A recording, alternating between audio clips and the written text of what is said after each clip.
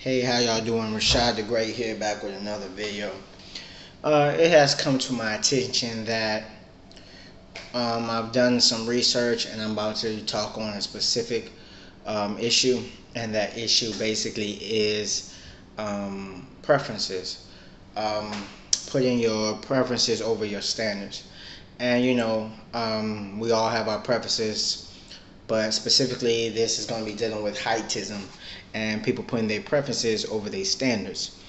The longer you put your preferences over your standards, the more likely you are to be single. And I'm not saying settle, because preferences are genetic, such as height, race, eye color, things of that nature, things that are out of your control.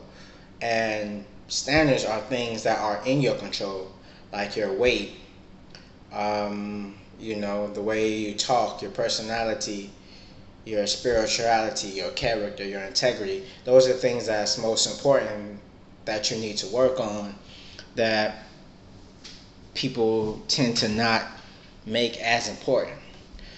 The older I get, the more I try to put my standards above my preferences. This doesn't guarantee that you'll be married by any stretch of the imagination. And for you, maybe marriage is not your goal. But for those people that are trying to get married, marriage is for the long haul. So the more you put character, personality, spirituality, um, you know, in front of that, the more you will be a highly successful rate. I mean, people like what they like, but just because you're a certain height doesn't mean you're gonna be a better man or even a better woman. I understand that a lot of women feel like, if a man is tall or whatever, that he is going to be a better provider or protector. And there are some studies that say, CEOs or leaders tend to be taller. But in this global economy, you can be at home. People make millions from YouTube, such as videos like these. People make millions from real estate, millions from being a doctor, lawyer, engineer, or a trade or a skill or vocation. So you can be a millionaire doing anything these days. So it doesn't necessarily make you a better protector or provider because you are taller. Um, you know, those things tend to not always be true. And then also, a lot of women feel like you'll be a better protector than if you were 6 feet or more. And that's not necessarily true. Think about the greatest fighters of all time. You have Mike Tyson, he was 5'10". Floyd Mayweather, I think he's 5'7", 5'8". Conor McGregor, 5'7", 5'8". I don't know the exact heights by name, but these people are all under 6 feet, and most of your exes would not even try to battle or try to talk down or disrespect these type of men. It's just the facts. A lot of women feel like they don't want to look down to their man as well. But just because you look down to your man, literally, doesn't mean that you can't look up to him.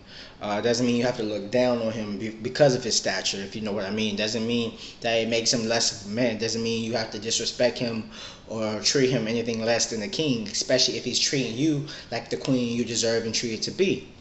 A lot of times in our culture, men say, "Oh, we're weight shaming women," but what is more controllable, weight or or height? And 9 times out of 10, actually 100% of the time, you could do something about your weight. I mean, unless it's just some abnormality, unless you're like physically incapable, and I understand that. But if you're physically capable, you can work out. If you have, you know, I've seen people with no legs work out. I've seen people that were pregnant work out. I've seen different things in the gym. I've seen people that was like teenagers, 13, 14, working out, all the way to people that was probably 70, 80 years old working out. I've seen pregnant people, non-pregnant people, skinny people, obese people, and muscular people everywhere in between working out to the gym so that they can become a better person. So, these excuses and these reasonings that we give ourselves, we got to really look in the mirror and say, hey, does our height, does our preferences really getting us closer to the results that we want to have? And for some of us, that might be marriage. For some of us, want to be a player, don't want to believe in manage marriage, and might think that's just a contract. Then cool, this probably doesn't relate to you. But for those people that are trying to get married, and the people that are trying to become a better person, sometimes you gotta put your standards. I'm sorry. Sometimes you gotta put your preferences below your standards. I'm not saying date somebody that's ugly, somebody that you're not physically attracted to, but I'm saying that looks are not always dependent on height. You can be tall and short. You can be tall and ugly. You can be short and ugly. You can be tall and attractive. You can be tall and unattractive. It goes both ways. And a lot of stuff women believe when dating, it just simply is not true. The average man is only 5'9". So when you're saying you want a man that's 6 feet or above, or that makes six figures, especially as a minority, that is extremely rare. Only 9% of men make 100K or better. I'm sorry, 9% of people in the entire United States. That includes women. Again, only 9% of people make 100K or better. So you say you want them 6 feet tall.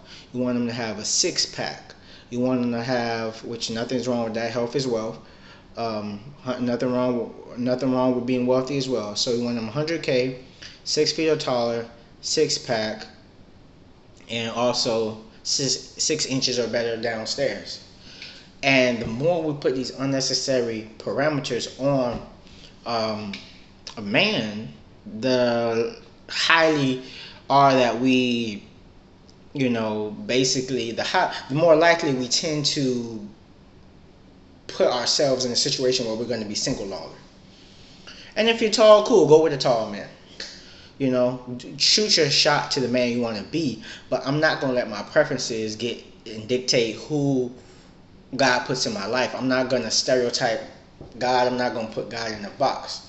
So I'll date a woman that's 5 feet. I'll date a woman that's all the way up to 6 feet or 6'5" if that's what God wants me. I'll date somebody that's Latina, somebody that's black, somebody that's white, somebody that's Indian, somebody that's mixed, somebody that's from another country.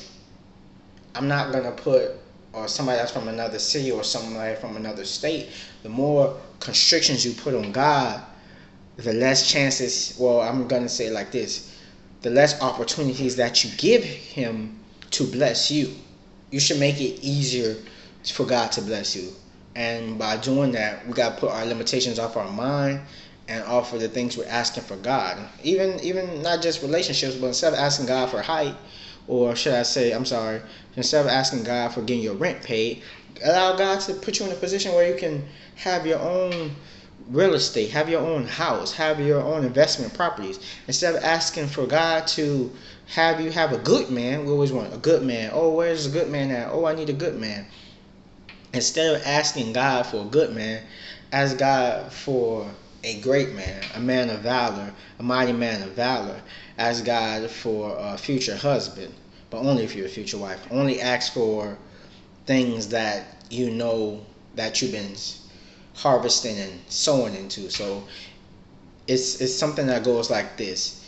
If don't expect a harvest, Dr. E.T., a hip hop preacher, said, don't expect a harvest from an area where you didn't sow into or you didn't put a seed into. So don't expect to be healthy and wealthy if you're spending all your money at the club or on drugs or on alcohol, or women that or loose women, or chasing men and spending more money than you earn. Or if you eat more pizza than salad, or if you're not exercising, you're watching more Netflix than working on your business. Stop trying to expect to sow. If you've been sowing, you've been doing the part, yeah, you should expect a blessing sooner or later. But if you haven't been sowing, stop trying to ask to reap. A lot of times we ask for things that we don't have. Like, we could be riding the bus, and nothing's wrong with riding the bus. I ride my bicycle. A lot of people ask for, I want a man with a BMW, but you're riding on the bus, or you're riding with a bike, or you have a hoopty. A lot of women want a man that might be 6 feet tall, but you're only 5'2". A lot of women might be living at home with their mom or have about 5 roommates, but you want a man with his own house, own mansion. You might have 3, 4, 5, 7 kids, but you want a man that doesn't have kids. I'm just saying, you gotta be realistic with yourself. Yes, don't have crazy faith. Don't be scared to dream. Don't be scared to try. But you guys be real with yourself and look yourself in the mirror and say, hey, this is the position I am in. And I'm going to do A, B, and C to get myself to the next level. I'll give you a perfect example. I'm trying to be a cybersecurity engineer. I can't fool myself to thinking a subject like that is very hard, and I can't fool myself to thinking studying 1 hour a week or 1 hour even a day is going to be enough to pass my CompTIA Security Plus certification. It's not. You got to put in that time, and you got to put in hours and hours upon hours into your craft for you to become the best person you can be. So what I'm trying to say is make it make sense. Dream the biggest dreams and pray the biggest prayers you can imagine. But when you're done praying, when you're done dreaming, and you're done meditating, and you're done fasting, make sure that you're putting the work behind it. Make sure you're putting 10x, 20x the amount of work other people are doing to achieve your goal and achieve your dream. So that's all I'm saying, man. Put in the work, put in the dedication, and you can make it easier for God to bless you. Rashad the Great. Make sure you like, comment, subscribe. Turn your notifications on because I'm dropping new videos every time I feel it in my spirit to drop a video. Every time I have something to actually talk about. I'm not going to do it every Monday, every Wednesday, nothing like that. I'm going to do it based on when I have time and based on when I have something valuable and significant to say, because I believe your time is valuable and so is mine. So have a great day. May God bless.